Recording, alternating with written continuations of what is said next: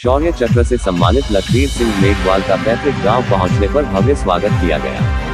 देश की रक्षा में अदम्य साहस और वीरता का परिचय देने वाले मांडवी के डिप्टी कमांडेंट लखबीर सिंह मेघवाल को शौर्य चक्र से सम्मानित किया गया है। राष्ट्रपति द्वारा ये वीरता पुरस्कार प्राप्त करने के बाद वे जब अपने पैतृक गांव लौटे तो सिंघाना से लेकर मांडवी तक उनका जोरदार दिया था। उस मुठभेड़ में वे घायल हो गए थे, फिर भी उन्होंने कई नक्सलियों को घेर कर मिशन को सफल बनाया। उनकी इसी वीरता के लिए उन्हें देश का तीसरा सबसे बड़ा वीरता सम्मान प्रदान किया गया।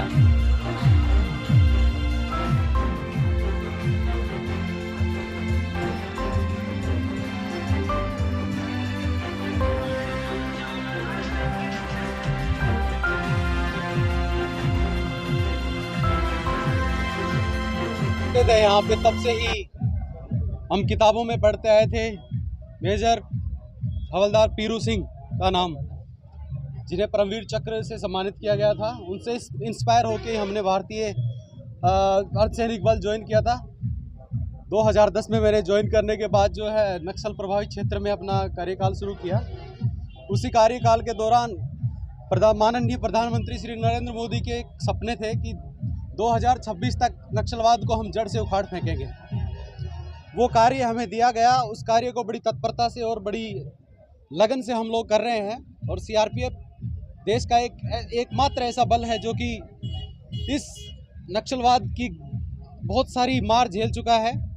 उसके साथ ही साथ उसने बहुत अच्छा उसका जवाब भी दिया है और हमारे सैनिक लगातार उस क्षेत्र में अपनी कार्रवाई कर रहे हैं और उम्मीद है कि मार्च 2026 तक नक्सलवाद पूरी तरह से ख़त्म हो जाएगा।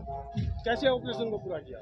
जो ऑपरेशन हमें दिया गया था वो फॉरवर्ड ऑपरेटिंग बेस इस्टेब्लिश करने के लिए दिया गया था, जिसमें कि ग्रामीण इलाके, जो सुदूर ग्रामीण इलाके हैं जहां पे प्रशासन की पहुंच नहीं पहुंच पाती है, जहां तक सुविधाएं नहीं पहुंच पाती हैं, उन क्षेत्रवासियों को सरकार की सारी सुविधाएं मुहैया कराई जाएं। इस चीज़ को ध्यान में रखते हुए सरकार का एक नियम था कि उस जगह फॉरवर्ड ऑपरेटिंग बेस लगाया जाए, जहां से समाज के जो असामाजिक तत्व हैं उनको वहां से मार भगाया जाए। जो कि नक्सलवाद उस क्षेत्र में पनपा हुआ है, उसको जड़ से उखाड़ फेंकना है।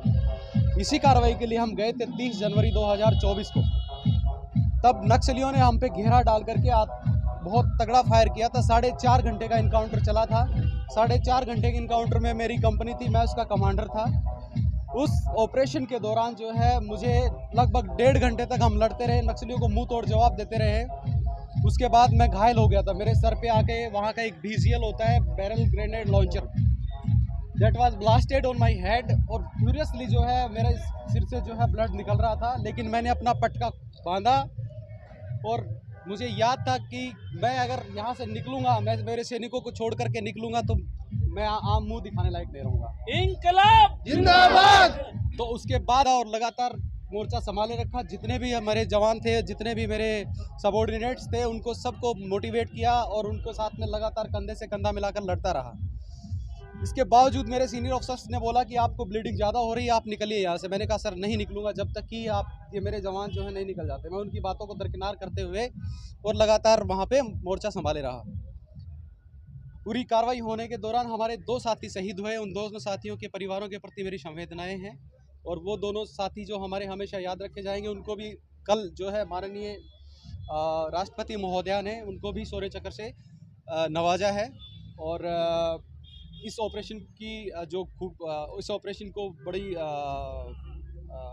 सफलता से जो है उन्होंने माना और उनको एक रिकॉग्निशन दिया है। आज गांव में पधारे, अपनी माटी में पहुंचे हैं, क्या कहेंगे? इसको सम्मान हो रहा है। बिल्कुल सर, झुंझुनू में पहुंचने के बाद लगता है कि हाँ मेरे घर पहुंच गया हूं। और शुरू से ही ये मेरा इच्छा थी कि मैं फौज में जाऊं। और झुंझुनू के हर एक युवा जो है बड़ा इंस्पायर्ड रहता है फौज से। जब भी हम जाते हैं शाम सुबह तो रोड सड़कों पे हमारे जब लड़के जो है तैयारी करते हुए मिलते हैं, कोई भी कैसा भी आदमी हो उनको देख करके ज़रूर गाड़ी स्लो करता है कि हाँ हमारे बच्चे हैं और तैयारी कर रहे हैं, आगे जाकर देश का नाम ऊंचा करेंगे।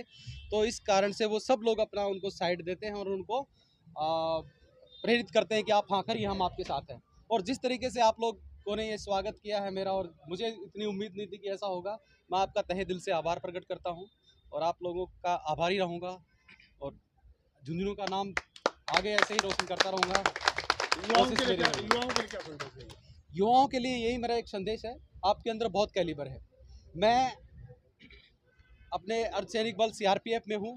पूरे एक मिनी इंडिया वहाँ पे रहता है, लेकिन जितना कैलिबर मेरे क्षेत्र के युवाओं में मुझे नज़र आता है, मुझे देखता हूँ क्यों अपना जो है ये युवा इतना थोड़ा सा पीछे क्यों रह रहा है।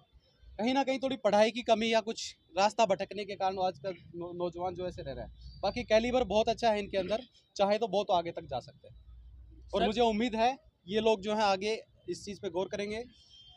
और झुंझुनू जिला ही एकमात्र जिला है जिसको सर्वाधिक शहीद और सर्वाधिक सैनिक जो है सैनिक सम्मान प्राप्त हुए हैं, वो एकमात्र जिला झुंझुनू ही है। सर के लिए दोस्त, जीत के खातिर बस जुनून चाहिए, जिसमें उबाल हो ऐसा खून चाहिए, ये आसमां भी जमीन पे आएगा, इरादों में सर की जैसी जैसी जीत की गूंज चाहिए। वंदे भारत इंकलाब।